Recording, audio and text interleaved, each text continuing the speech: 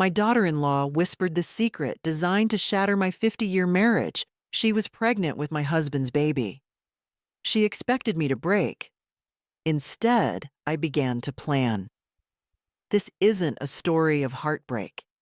It's the chronicle of how a quiet old woman uncovered a web of lies, blackmail, and betrayal. Follow me and discover how the truth became my only weapon.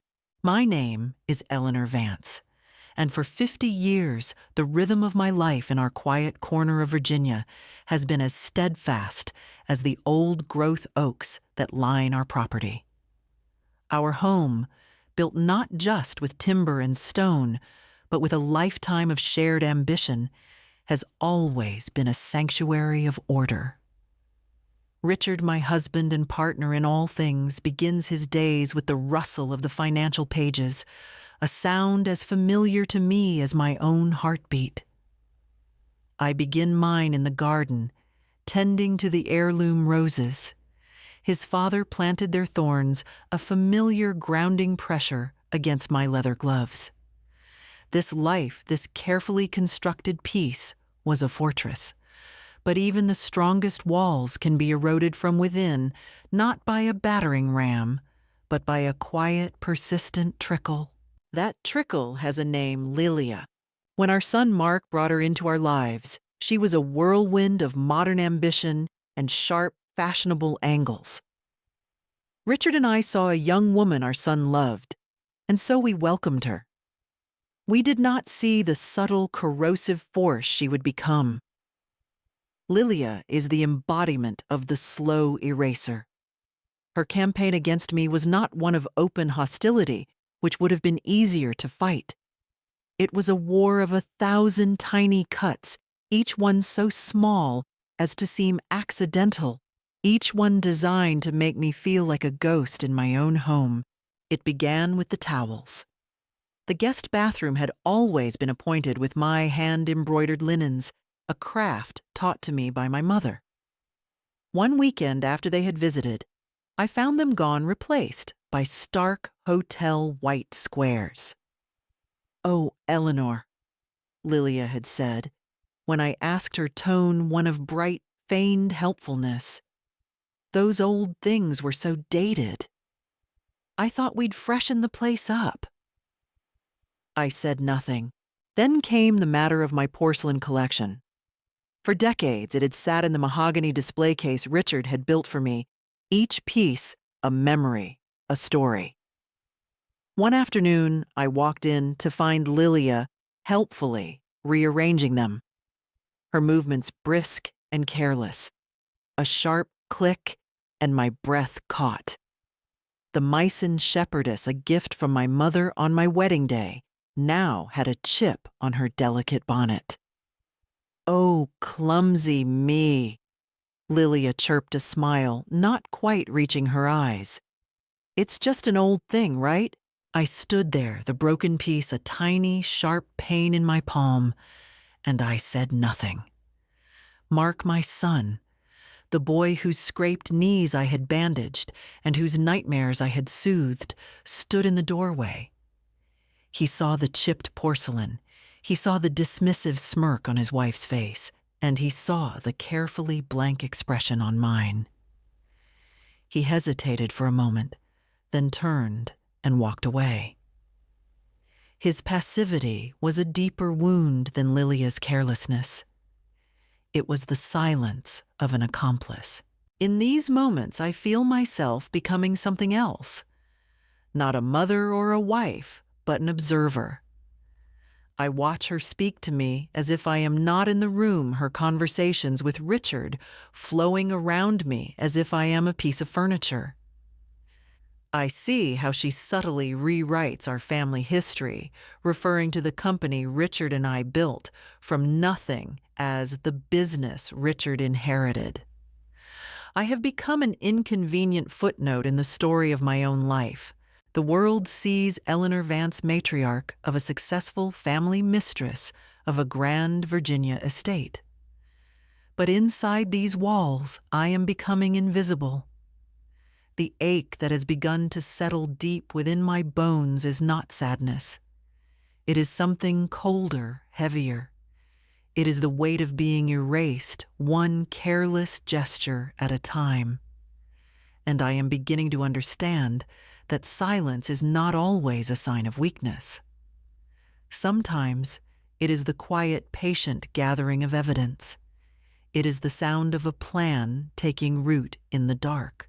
Lilia seems to believe this house, this life, materialized from thin air, a birthright she was owed. She sees the polished silver and the sprawling lawns, but she does not see the sweat and sacrifice that paid for them. She does not know the currency of our lives. This family's fortune was not inherited. It was forged.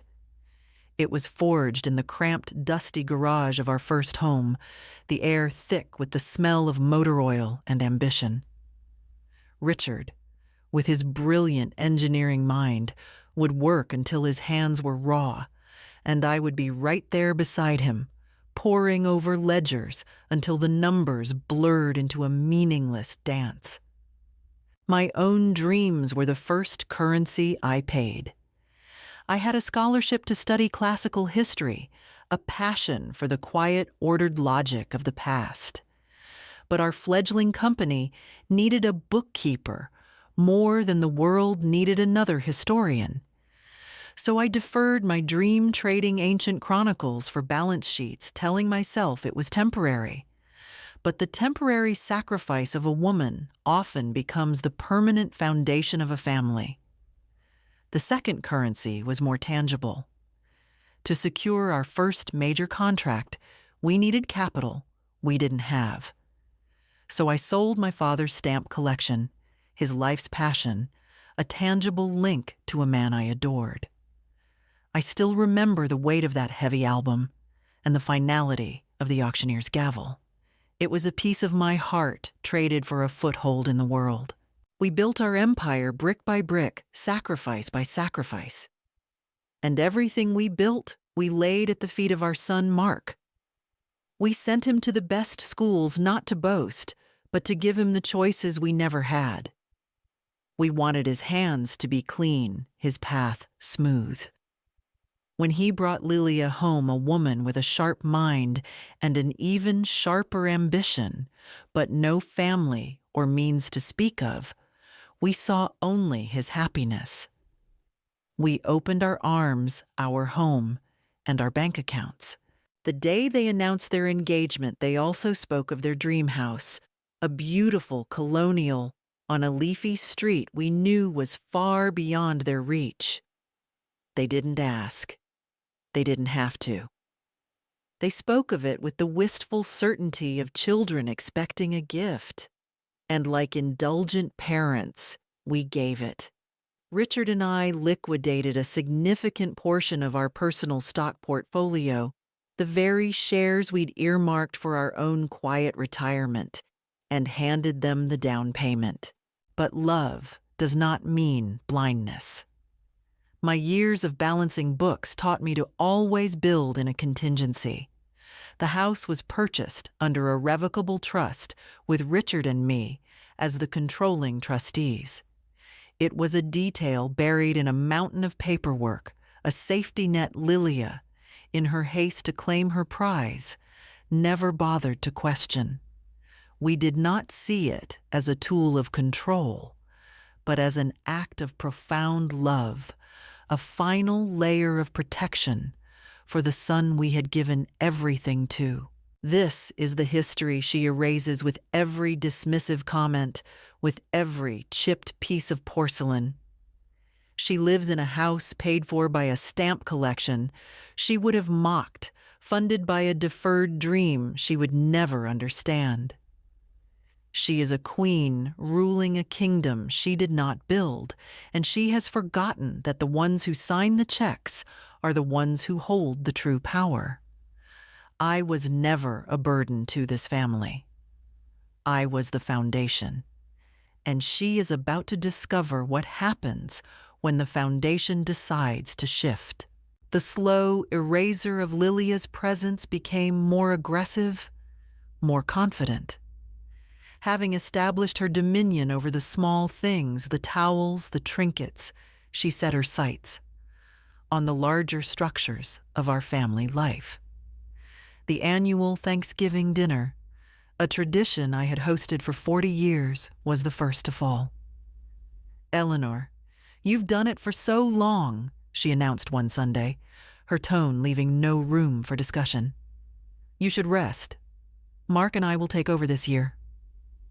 It was a coup disguised as kindness.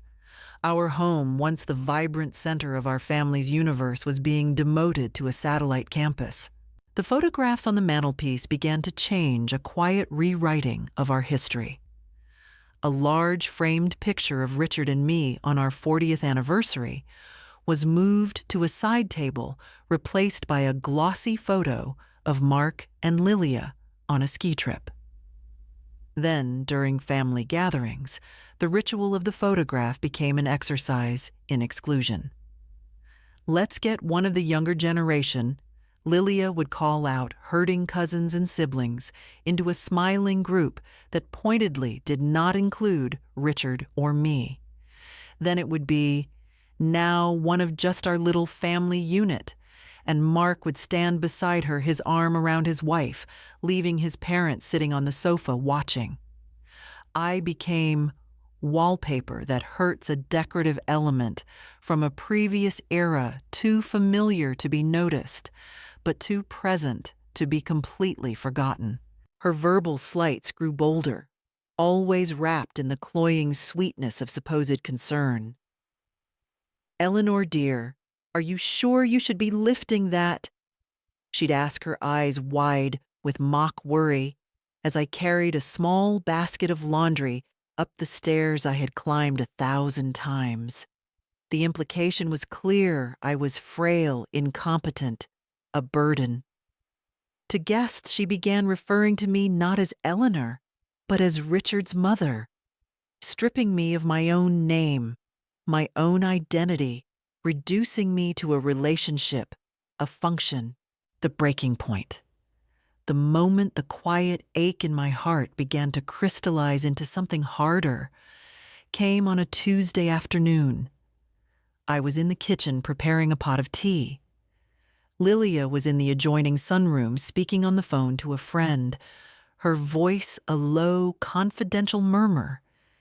But the house was quiet and sound carries. "I just don't know how much more I can take, Tiffany." She sighed dramatically. "Having to spend another whole weekend with the relics. It's exhausting. They just sit there, sucking the air out of the room." A cold stillness descended over me. The relics. That's what I was. A dusty artifact from a forgotten time.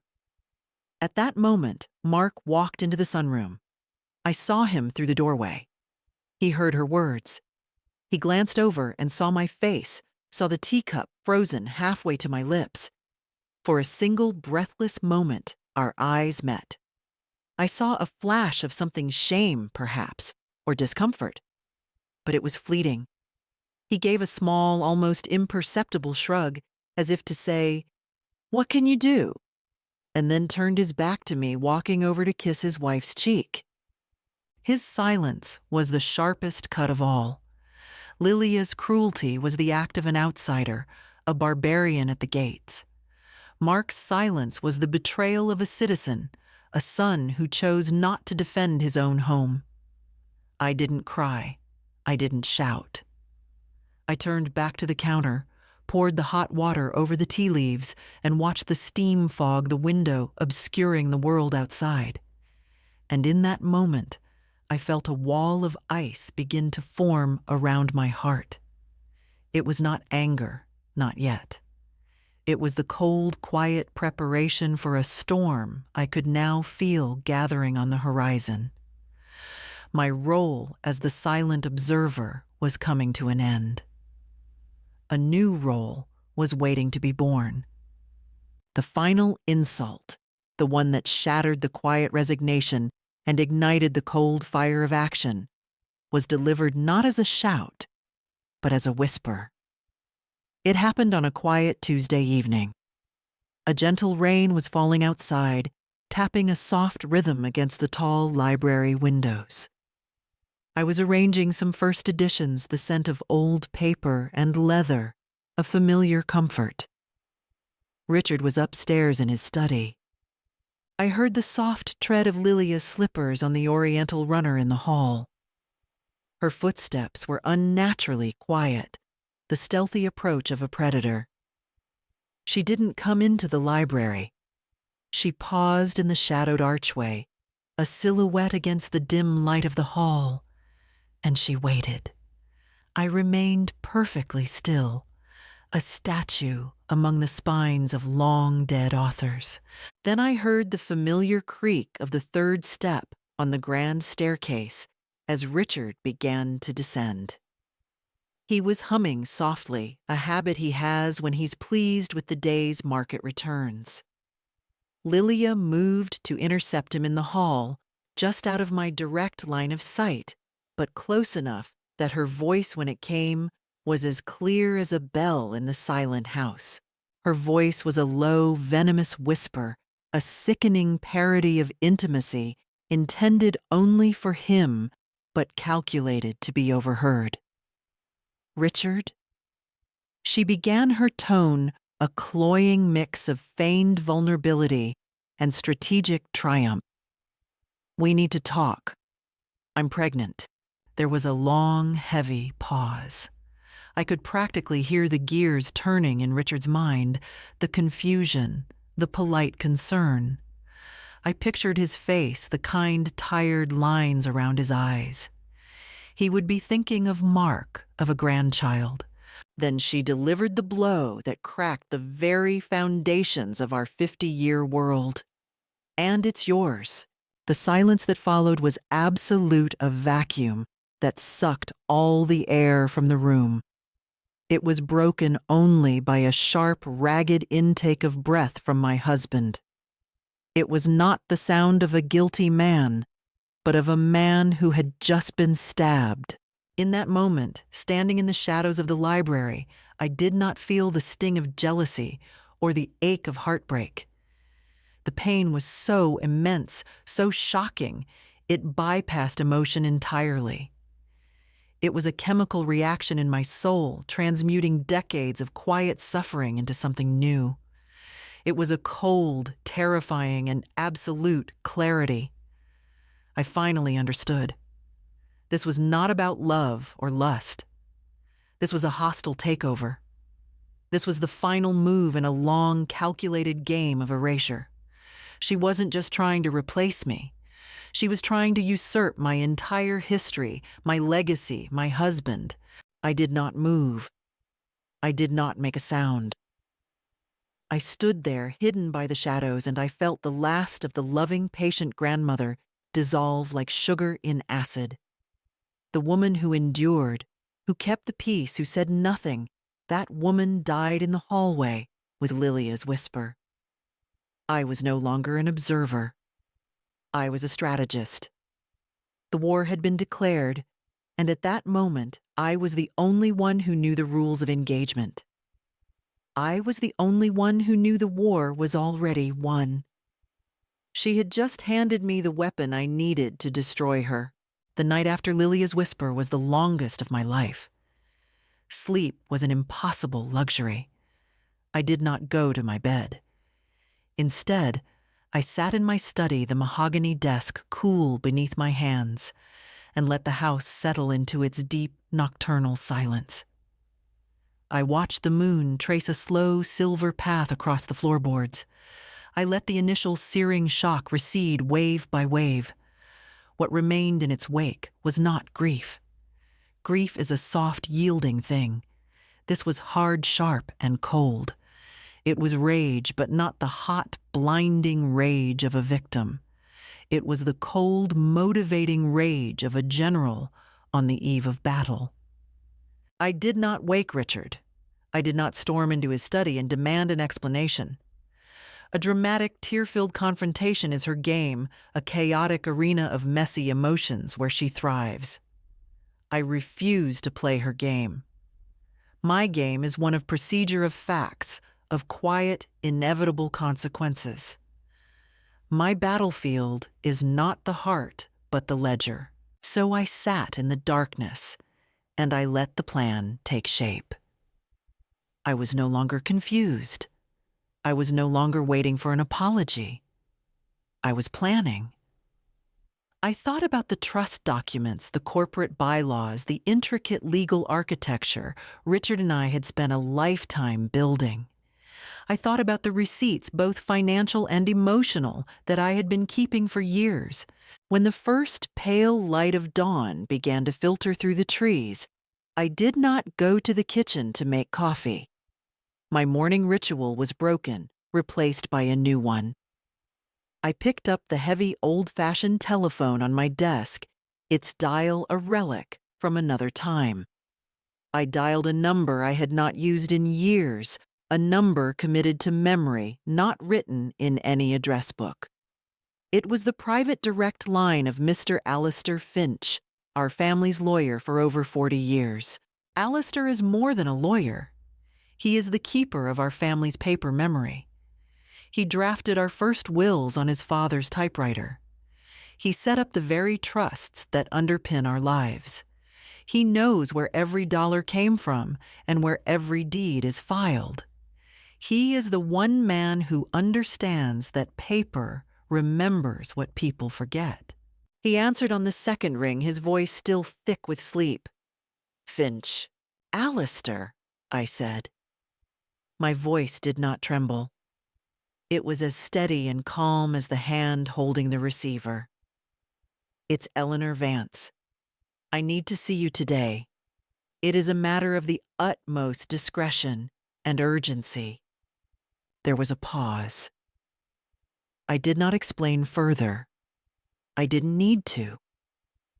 Alistair has known me for half a century.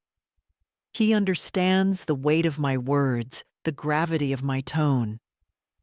He knows I am not a woman given to dramatics. "My office, 10 o'clock, he said, his voice now sharp and fully awake. I hung up the phone. The plan had begun. This was no longer about saving my marriage. My marriage was a casualty, collateral damage in a war I didn't start. This was now about protecting a lifetime of work, a legacy of sacrifice, and my own sanity from the predator I had allowed to sleep in my home. She wanted to be the matriarch. She was about to learn what that title truly costs and what power it truly holds. My meeting with Alistair Finch took place in his hushed, wood-paneled office, a room that smelled of old books and earned authority. There was no preamble. I laid out what I had heard the night before, presenting it, not with the hysteria of a betrayed wife, but with the dispassionate precision of a CEO reporting a critical systems failure. I stated the facts. I recounted Lilia's words verbatim. Alistair listened without interruption, his steepled fingers hiding his mouth, his eyes sharp and intelligent, never leaving mine. His face, usually a mask of professional neutrality, slowly hardened into a grim certainty. When I finished, he didn't offer condolences. He offered strategy. "Eleanor," he said, his voice a low rumble, "you are not just his wife. You are a co-founder, a majority shareholder in your personal estates, and you hold durable power of attorney. You are the architect of this family's legal fortress. She has just tried to dynamite the foundations." He walked over to a heavy safe and returned with a thick, leather-bound portfolio. Our lives codified in ink. We will proceed with the assumption that her claim is a fabrication designed for leverage. The first step is to gather our own intelligence. We fight lies not with emotion, but with irrefutable truth. He recommended a private investigator, a man named Julian Croft, a former Scotland Yard detective renowned for his meticulousness and absolute discretion. "He finds the threads others miss," Alistair assured me. While we waited for Croft to begin his work, Alistair and I turned our attention to the financials. My name by design was on every significant family account. We focused on a joint household account we had set up for Mark and Lilia, a generous fund intended for groceries, utilities, and the mundane expenses of life. I had access to the statements, but had never felt the need to scrutinize them. Now, under the harsh light of suspicion, a pattern began to emerge. It started with small, frequent cash withdrawals from ATMs far from their home. Then came payments to online entities with vague offshore names. The numbers grew larger, more desperate. Finally, we founded a wire transfer for a significant sum sent to a holding company associated with a well-known casino in another state. I stared at the statement, the cold, hard numbers telling a story of their own. This was not the spending pattern of a nesting mother-to-be buying cribs and painting a nursery. This was the frantic, erratic spending of a gambler chasing her losses. The pieces began to click into place with a sickening clarity. The pregnancy lie, the whispered confession in the hall. It wasn't a play for my husband's heart. It was a play for his wallet. It was a financial instrument, a piece of high-stakes leverage designed to secure a bailout. And I realized with a chilling certainty that settled deep in my bones that this was far more calculated than a simple, sordid affair. An affair is a crime of passion. This was a crime of premeditation. I was not dealing with a foolish girl who had made a mistake. I was dealing with a predator who saw my family not as people to love, but as assets to be liquidated. The paper trail was the first thread. Now I just needed to pull on it until her entire world unraveled. Armed with the cold, hard facts of the bank statements, I chose my moment to speak with Richard. For days since Lilia's whispered announcement, he had been a ghost in our home, his usual confident stride replaced by a heavy, haunted shuffle. I found him in his study, not reading, but staring out the window at the falling rain, a man hollowed out by a fear I was only just beginning to understand. I did not accuse him. Accusation is a blunt instrument, and this situation required a surgeon's scalpel.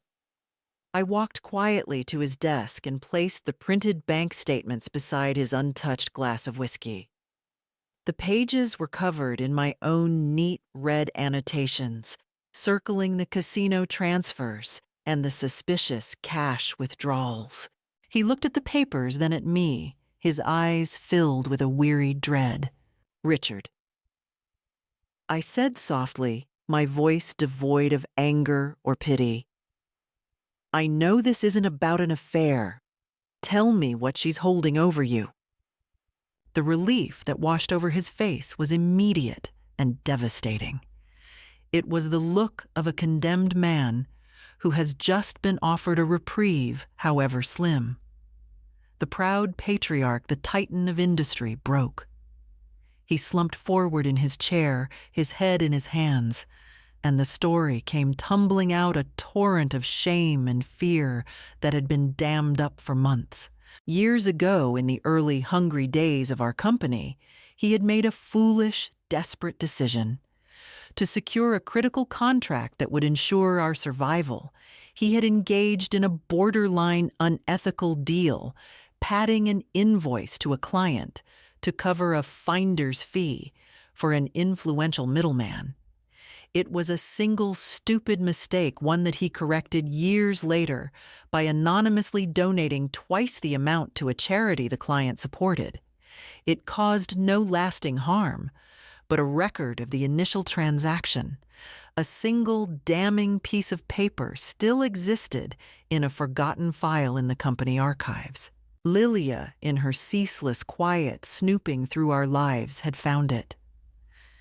She had unearthed this single mistake from 30 years ago, and had been holding it over his head like a guillotine. She had twisted a youthful error into the threat of total ruin, of public humiliation, of IRS investigations that could unravel everything we had ever built. For months, she had been blackmailing him. Her demands for money, initially small, had escalated, aligning perfectly with the gambling debts I had already uncovered.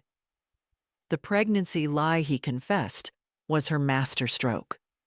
It was the ultimate threat, a move designed to ensure his total and utter compliance, to bind him to her forever, with a chain of shame and a false air. My heart ached for the terror he must have lived with, the lonely burden he had carried. But my resolve hardened into steel. He was a victim, yes. But his silence, his choice to protect his pride over his family, had made me a victim too.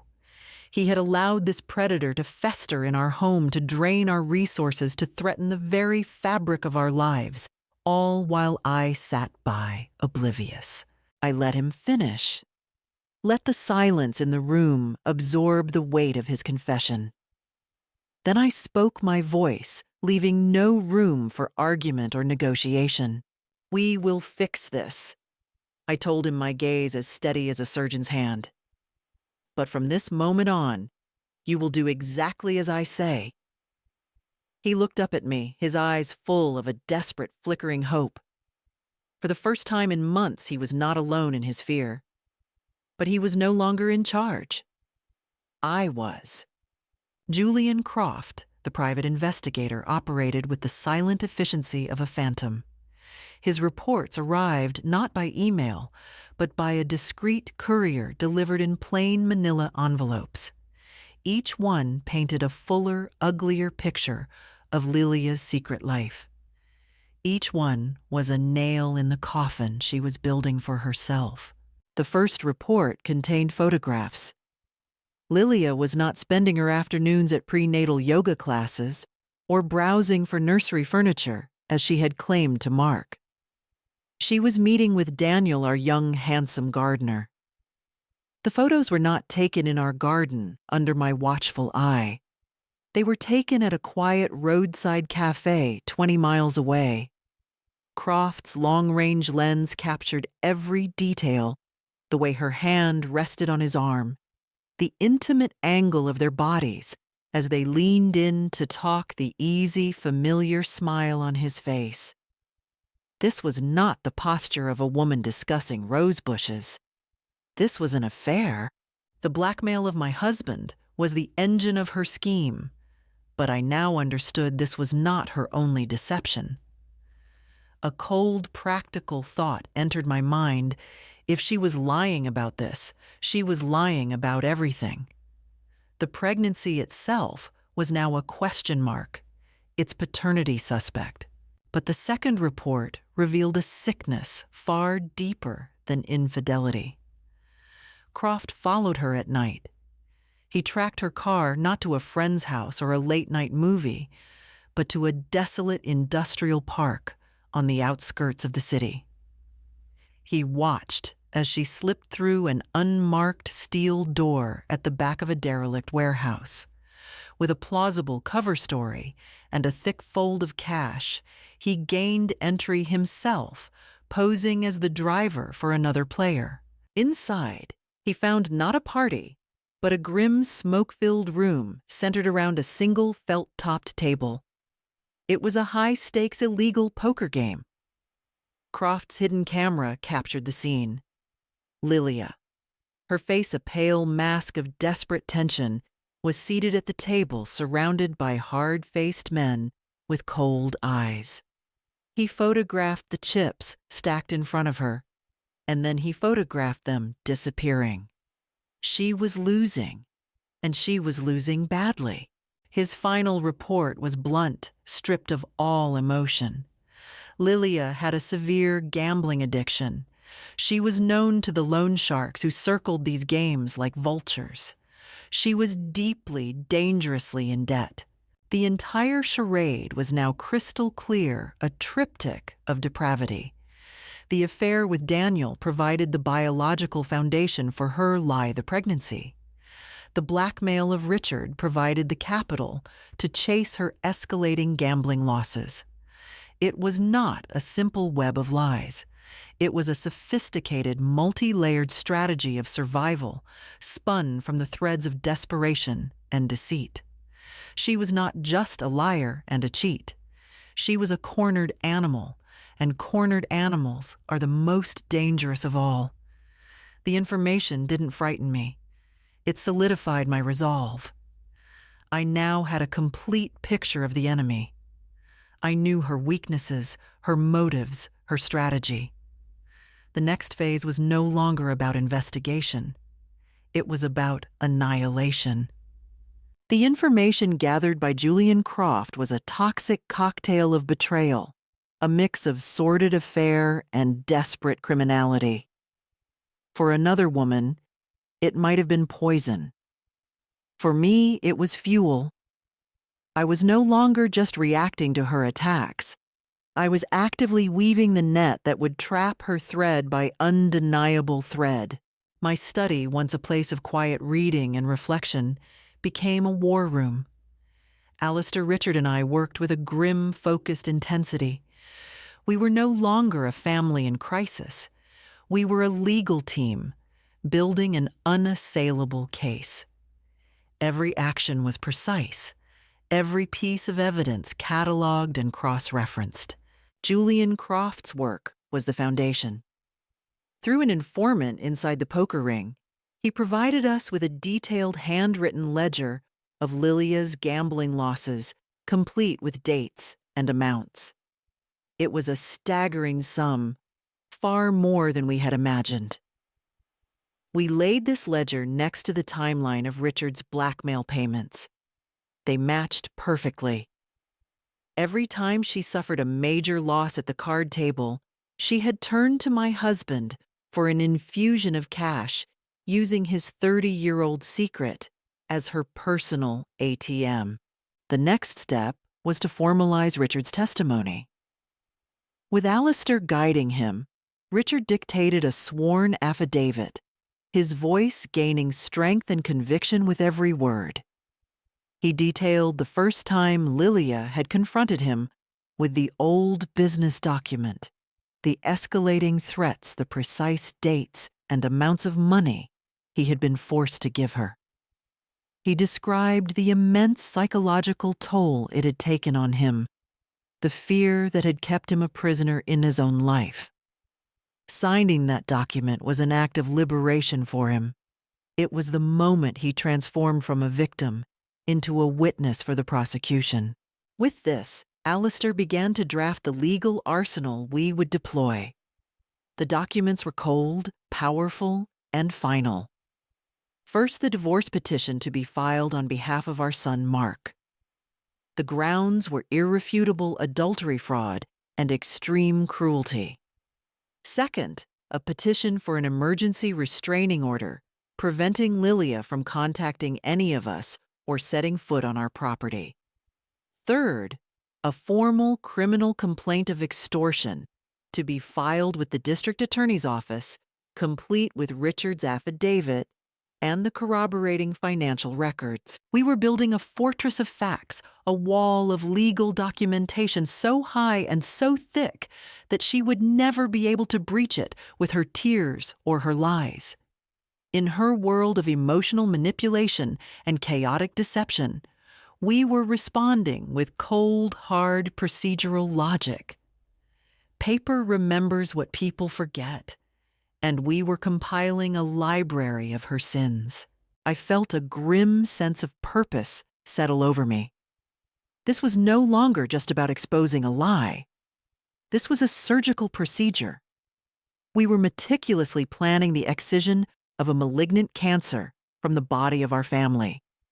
There would be no shouting, no screaming, no messy, emotional scenes. There would only be the quiet rustling sound of papers being signed, of petitions being filed, of a life being legally and systematically dismantled. She had chosen to play a game with us, not realizing that we owned the board, wrote the rules, and were now finally ready to make our move. I had the motive, the means, and the paper trail of her sins. The fortress of evidence we were building was nearly complete. But I needed one final, irrefutable piece of proof. I needed the one thing that would detonate her entire story in a single, undeniable flash of biological truth. I needed a DNA test. Her lie about the pregnancy was clever, but it had a fatal flaw. It relied on a physical reality, a body, a fetus. And bodies, unlike words, do not lie. Obtaining the necessary samples, however, would require a delicate domestic operation, a piece of theater played out on my own patio. I decided to host a small, informal Sunday brunch. I called Mark, my voice warm and conciliatory. "Mark, darling, your father and I feel we've all been so distant lately. Let's have a simple brunch on the patio this Sunday. Just the four of us, no fuss." He agreed immediately, relieved. Lilia, when he told her, was no doubt smug, interpreting my invitation as a sign of her victory of my weary surrender. The stage was set. I made sure Daniel the gardener was scheduled to be working that morning, tending to the flower beds that bordered the patio. He would be a silent, unwitting participant in our little play. They arrived looking like the perfect couple. Mark, handsome and carefree. Lilia, glowing with a false maternal luminescence, a hand resting proprietarily on her stomach. I watched her with the hawk-like focus of a predator studying its prey. I served iced tea in tall, perspiring glasses. She drank hers thirstily. Throughout the meal, my eyes never left her glass.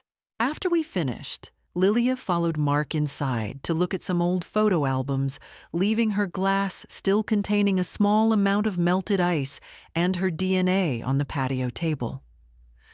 My heart was a steady, rhythmic drum in my chest. With a hand sheathed in a discreet latex glove I'd concealed in my apron, I retrieved the glass. It felt as heavy and significant as a murder weapon. A few minutes later, I walked into the garden ostensibly to discuss the aphid problem on the roses with Daniel. The sun was hot, and he was sweating from his work.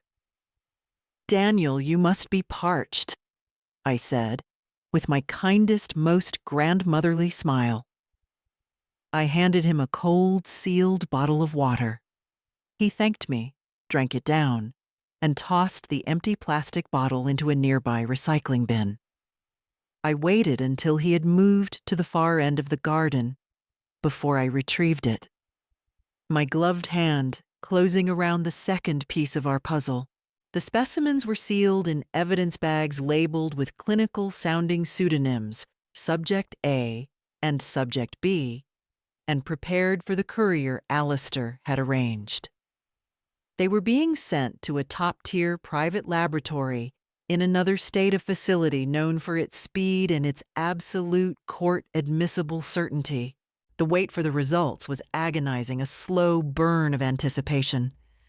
Every ring of the telephone made my heart leap. But beneath the anxiety, my core was calm. I had built a case on paper, on financial records, on sworn testimony. But this was different. This was elemental. Paper remembers, but biology never lies. And I knew, with the unshakable certainty of a physicist calculating the laws of motion, that the truth was coming. And it would be absolute. The courier arrived exactly 1 week later, as promised. He handed me a slim, unassuming manila envelope that felt impossibly heavy in my hands. My fingers did not tremble as I signed the electronic clipboard he offered. My heart was a calm, steady beat. The time for anxiety was over. Now was the time for certainty. I retreated to my study and closed the heavy oak door, shutting out the rest of the world. I sat at my desk and took a single deep breath. Then I slit the envelope open with a silver letter opener, a gift from Richard on our 10th anniversary. Inside the report was stark, clinical, and beautiful in its absolute finality. It was a landscape of numbers, genetic markers, and complex legal jargon. But my eyes scanned past all of that, seeking the conclusion. And there it was, 2 sentences that detonated Lilia's entire fabricated universe. Paternity analysis. Conclusion. Based on the analysis of the genetic markers, the alleged father, subject B, cannot be excluded as the biological father of the fetus. The probability of paternity is 99.9999%. The husband of the mother, subject C, is excluded as the biological father. Subject B was Daniel the gardener. Subject C was Richard. I read the words over and over, not for reassurance, but to let their sheer, unassailable power sink into my bones. This was not an accusation. It was not a theory. It was a scientific fact, as immutable as the laws of physics. The child she was carrying, the child she was using as a weapon to blackmail my husband and secure her future, was not a Vance. It was the child of our gardener. This piece of paper was not just a lab result, it was a weapon of mass destruction. It was the key that unlocked every door, the truth she had tried to bury under layers of deceit, audacity, and breathtaking cruelty. Her entire strategy, her entire life as she had constructed it, rested on a biological lie, and I now held the proof that would vaporize it. I felt no elation, no flush of victory. I felt the cold, heavy weight of responsibility. I was now the executioner of a sentence she had written for herself. Her choices had led her to this moment, to this stark report on my desk. My role was simply to deliver the verdict. It was not revenge. It was reality. I carefully placed the paternity report into the file with the other evidence, the investigator's photos of her affair, the ledger of her gambling debts, Richard's sworn affidavit detailing the extortion. The file was now complete, a perfect, self-contained story of her downfall. Each document was a stone, and together they formed an unbreakable wall. The trap was now fully set and baited. All that remained was to invite the guest of honor to the feast. And I knew with a certainty that chilled me to my core that she would come willingly, drunk on her own arrogance, never suspecting that the quiet old woman she had dismissed as a relic was about to preside over the complete and utter demolition of her life. With the paternity test in hand, the final piece of our mosaic of truth was in place. I convened a final strategy meeting in Alistair's office. The mood was not celebratory.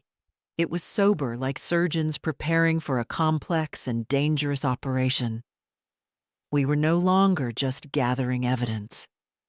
We were now the architects of consequences. Alistair, calm and methodical, laid out the sequence of events, the precise legal blows we would deliver. On his desk, he arranged a series of neatly bound documents, each one a nail for Lilia's coffin. First, he presented the divorce papers he had drafted on behalf of our son, Mark.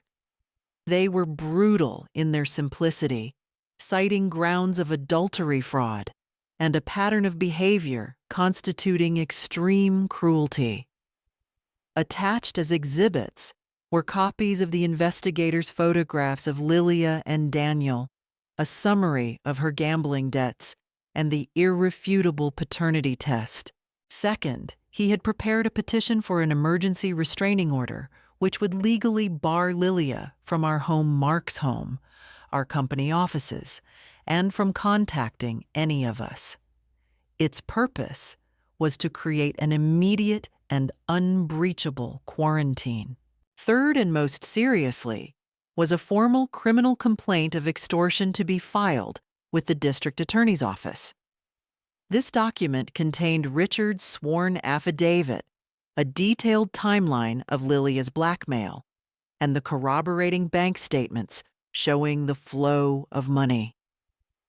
This moves the matter from a private domestic dispute to a state-level criminal investigation, Alistair stated grimly. The penalties for felony extortion in Virginia are severe.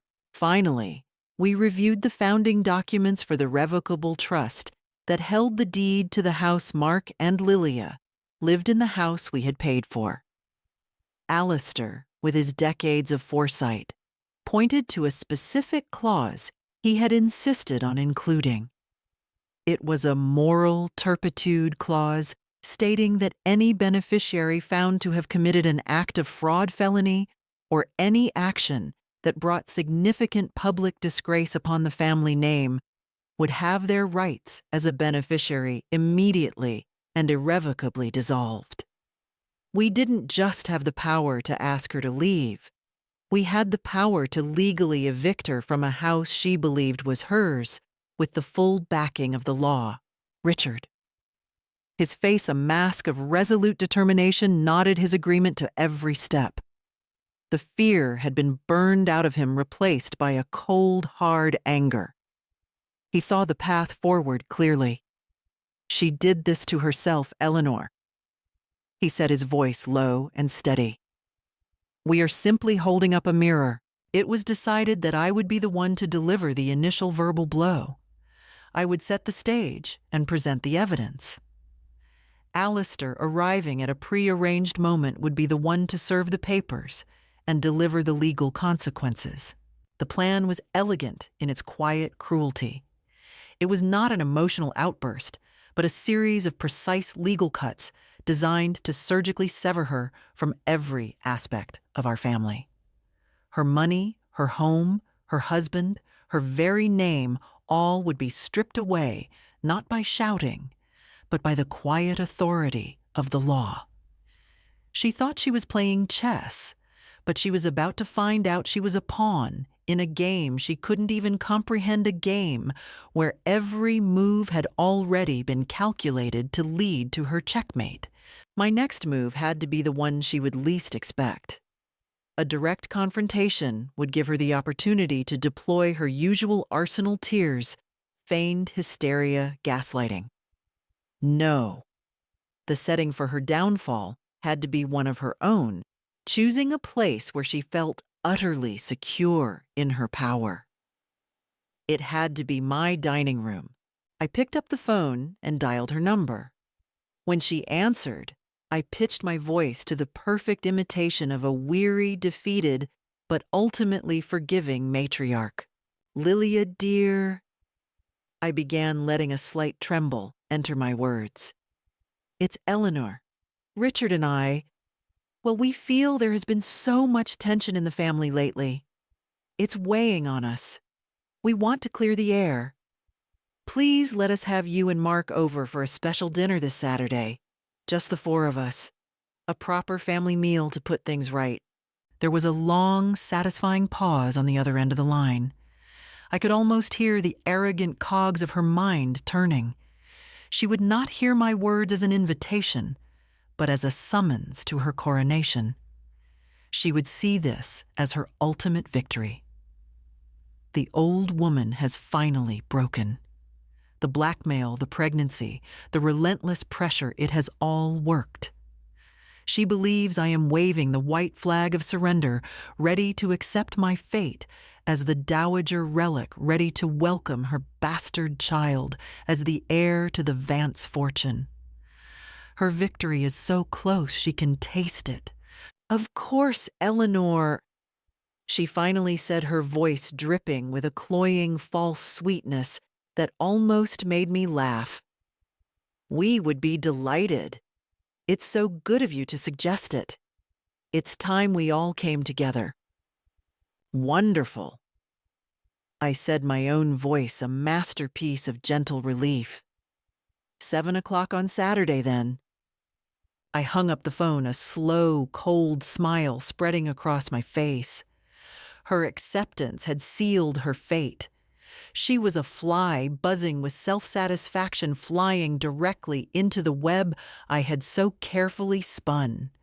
She was walking willingly, eagerly into the lion's den, believing it to be her throne room. The quiet, underestimated old woman has now set the stage for the final act. I will cook her favorite meal. I will use the finest china. I will create an atmosphere of perfect familial warmth. And in the center of that warmth, I will light a fire that will burn her world to the ground. The star of the show has no idea she is about to play the part of the fool in a tragedy she wrote, directed, and will now star in. The execution is scheduled, and the guest of honor has just RSVP'd with pleasure. The evening of the dinner arrived, cloaked in a deceptive calm. I spent the afternoon preparing the stage. I set the formal dining room table myself, an act I hadn't performed in years. I used the best china, the one with the delicate gold leaf that we reserved for the most significant occasions. I polished the sterling silver that had been in my family for a century, each fork and knife gleaming with the weight of tradition. I used the Waterford crystal from our wedding, its facets catching the light from the chandelier like captured stars. The room gleamed with legacy, with history. Everything Lilia had tried to cheapen and steal. The atmosphere when they arrived was thick with unspoken tension, a humming silence beneath a thin veneer of civility. Richard was a portrait of calm resolve, the haunted fear in his eyes replaced by a hard, steely anger. He was a man who had made his peace with the battle to come. My son Mark was his usual self, blissfully and willfully oblivious, chatting about a recent merger at his firm. He was the only one at the table who did not know he was attending an execution. Lilia was radiant. She wore a vibrant red dress that stood out against the muted tones of the dining room. She was smug, triumphant, placing a proprietary hand on her still, flat stomach from time to time, a gesture of ownership. She believed she was the queen of this castle, the victor in a silent war here tonight, to accept the surrender of the old guard. I moved with a placid grace that belied the storm raging within me. I served the first course, a delicate lobster bisque, her favorite.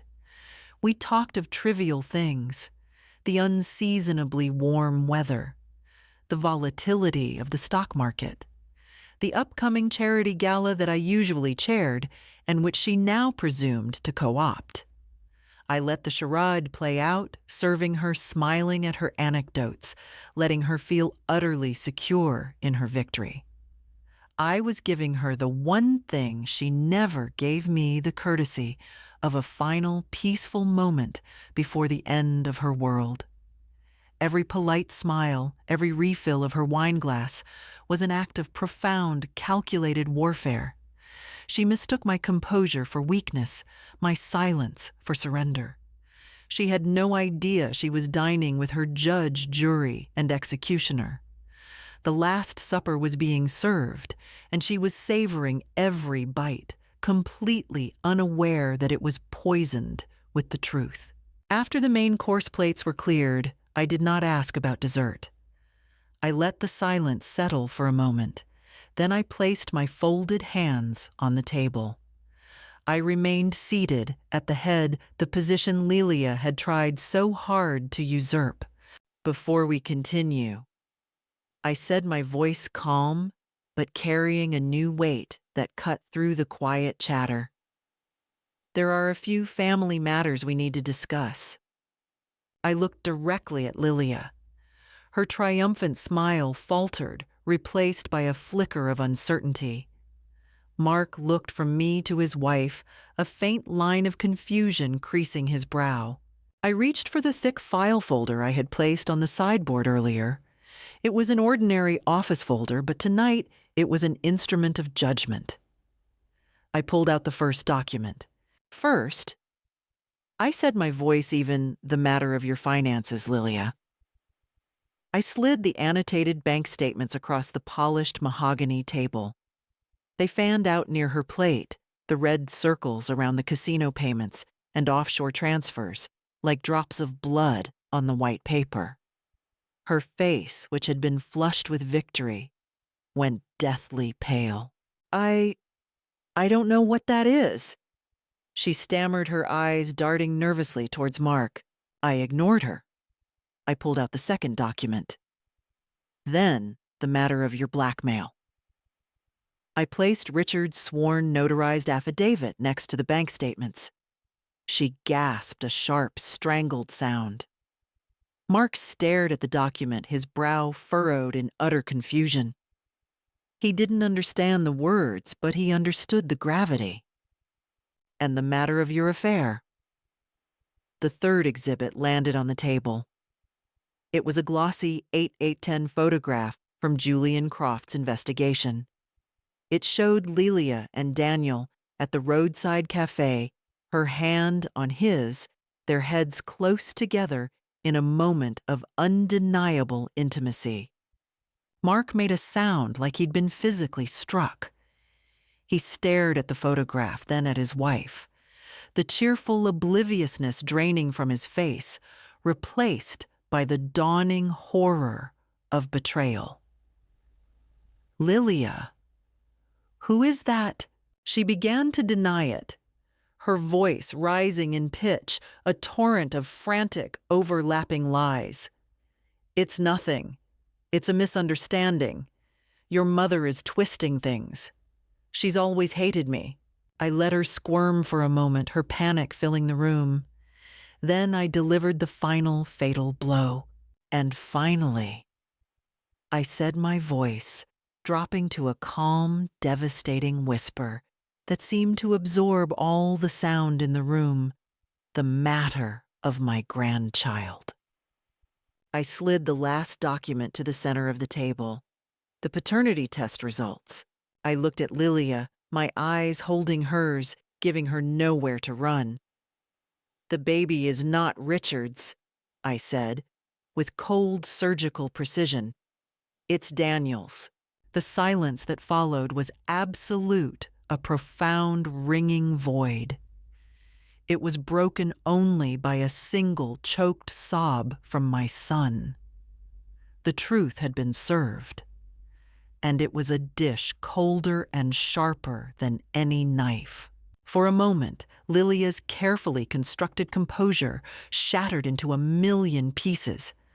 Her face, a mask of disbelief, contorted as she lunged across the table for the papers, her nails like claws, intending to shred the evidence. But Richard, no longer the passive, frightened man, was faster. His hand, strong and steady from years of work, clamped down on hers, pinning her to the table. No. He said, his voice a low, dangerous growl she had never heard before. You don't get to destroy this too. Her eyes, wide with panic, darted to Mark. Her strategy shifted instantly from destruction to manipulation. Mark, darling, you can't believe this. It's them. They're trying to turn you against me. They've always been jealous of our love. She launched into a frantic, desperate tirade, a chaotic mix of denials, accusations, and theatrical sobs. But the evidence was overwhelming, a silent, irrefutable chorus of her guilt. Mark's face was ashen, the face of a man watching his entire world burn down around him. He looked from the photo of his wife with another man to the cold clinical numbers on the paternity test, and finally, to the woman he had married. The spell woven over years of infatuation and willful ignorance was broken. He was seeing her for the first time, not as his vibrant, ambitious wife, but as a stranger, a predator. His voice, when it came, was a barely audible whisper, cracked with a pain so profound It seemed to suck all the air from the room. "Get out." She stared at him, her mouth agape. "What? Get out," he repeated, his voice gaining a ragged, furious strength. "Get out of my house." As if on cue, a quiet, formal knock sounded at the front door. It was 8:30 p.m., the precise time I had arranged. I stood my movements calm and deliberate and walked to the door. Alistair Finch stood on the porch, his face impassive, holding a handsome leather briefcase. He stepped inside, a calm, implacable presence in the emotional wreckage of our dining room. He walked directly to the table, opened his briefcase, and handed a thick sheaf of documents to a stunned, speechless Lilia Harrison. He said, his voice formal and devoid of all emotion, "You are being served with a petition for divorce on the grounds of adultery and fraud. You are also being served with a temporary restraining order, effective immediately prohibiting you from contacting Mr. Mark Harrison, Mr. Richard Vance, or Mrs. Eleanor Vance. Finally, under the terms of the revocable trust that holds the deed to your residence, this letter serves as a formal notice of eviction due to acts of moral turpitude. You will vacate the premises tonight." She had lost everything: her husband, her home, her name, her future. Her exit was not dramatic. It was pathetic. She didn't scream or fight. She simply crumpled a hollowed-out shell of the triumphant queen who had walked in just hours before. 2 discreet security men Alistair had waiting outside escorted her out of the house, leaving behind only the wreckage of her lies and the lingering bitter scent of her perfume. After the storm, there is not peace. There is only a stunned, echoing silence. The days that followed Lilia's removal were shrouded in a thick, somber quiet. The grand dining room remained untouched, the plates and glasses left on the table exactly as they were when the world ended. It was a monument to the battle, a still life of a family's implosion. I couldn't bring myself to clear it. Not yet. Mark was a ghost in our house. He moved from room to room with a heavy, aimless tread, his face etched with the raw, bewildered agony of a man who has had his entire reality pulled out from under him. The love of his life, the mother of his supposed child, was a fraud, a criminal, a stranger. The pain of that revelation was a wound so deep I wasn't sure it would ever heal. A week after that terrible night, he found Richard and me in the study. He stood in the doorway, his shoulders slumped, his eyes hollow. "I'm sorry." He whispered the words, a broken, painful thing. "I'm so sorry. I was blind. I didn't see. I didn't want to see." We did not offer recriminations. We did not say, "We told you so." What good would it do? His pain was punishment enough. We simply offered him the quiet, unconditional support of a parent. The healing would be a long, arduous road, and he would have to walk it himself, but he would not walk it alone. I spent hours with Richard talking through the years of quiet fear he had endured. He spoke of the sleepless nights, the constant gnawing anxiety, the shame that had kept him silent. We unraveled the knot of blackmail and deception that had tied itself around his heart. In those conversations, we reconnected not as the efficient business partners we had become, but as husband and wife, as survivors of a shared and profound trauma. The wall that had grown between us brick by brick of his secret and my suspicion finally came down. The house, once a place of simmering tension and unspoken resentment, slowly transformed into a place of convalescence. The air, which had been thick with lies, began to clear. We were sweeping up the ashes of the family Lilia had tried to burn down, searching through the rubble for whatever could be salvaged, whatever could be rebuilt. It was a painful, necessary process. There is a Japanese art form called kintsugi, where broken pottery is repaired with lacquer mixed with powdered gold. The philosophy is that the piece is more beautiful for having been broken, that the cracks are part of its history, a testament to its resilience. I thought of that often in those quiet days. Our family had been shattered, but perhaps in time we could piece it back together, not to hide the cracks, but to honor them. Perhaps we could become something stronger, more beautiful for having been broken. Months pass. The harsh Virginia winter gives way to a gentle, forgiving spring. The dogwoods bloom, painting the hillsides in soft strokes of white and pink. I am in my garden, my hands gloved and deep in the rich, dark soil tending to the roses. The thorns no longer feel like a threat, but like a familiar, grounding truth. The house behind me feels different. It is quieter, yes, but it is a peaceful quiet, not an empty one. It is the quiet of a house that can finally breathe again.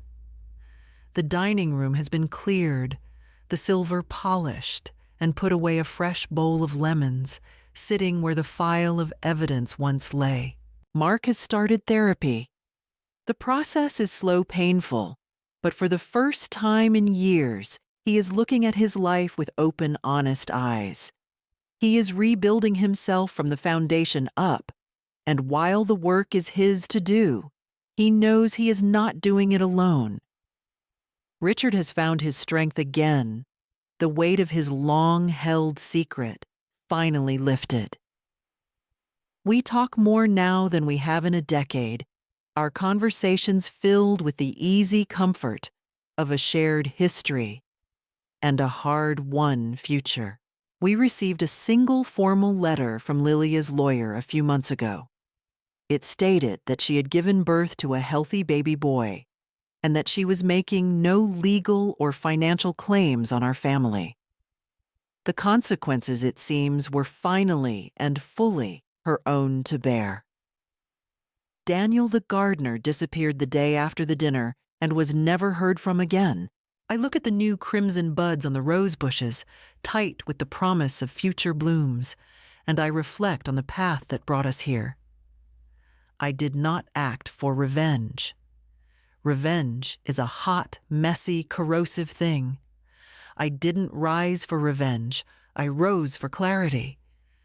I acted to protect the foundation of a life, a family, and a business built on 50 years of truth sacrifice and unwavering partnership. If you have ever been made to feel like a guest in your own life, if you have ever been silenced by a lie, if you have ever been called a relic or dead weight, when you know you are the very bedrock they stand upon, then know this: you are not invisible, you are not crazy, and you are not done yet. Sometimes the most loving thing a gardener can do is prune the dead and diseased branches so that the rest of the garden can live. I didn't lose a son or a husband. I reclaimed them from a blight. And here in the quiet of my garden, with the sun warm on my back and my hands in the earth for the first time in a very long time, I am simply, profoundly at peace. This story is not just mine. It belongs to every woman who has poured her life into building a family, only to be treated like a piece of antique furniture. It is for every mother, every grandmother who has been made to feel that her worth has an expiration date. If my story stirred something in you, some quiet ache, some buried memory of being dismissed or erased, then know that you are not alone. There are many of us scattered across quiet kitchens and silent living rooms, our stories waiting to be heard. What would you have done in my place? Have you ever had to fight for your own truth in a family that refused to see it? Share your thoughts in the comments below. I read everyone, and your stories give me strength. Thank you for watching True Stories. She Never Told. Here we don't whisper the past, we speak it with clarity. Don't forget to subscribe to True Stories She Never Told and hit the notification bell so you never miss a story. Because every woman's truth deserves to be told.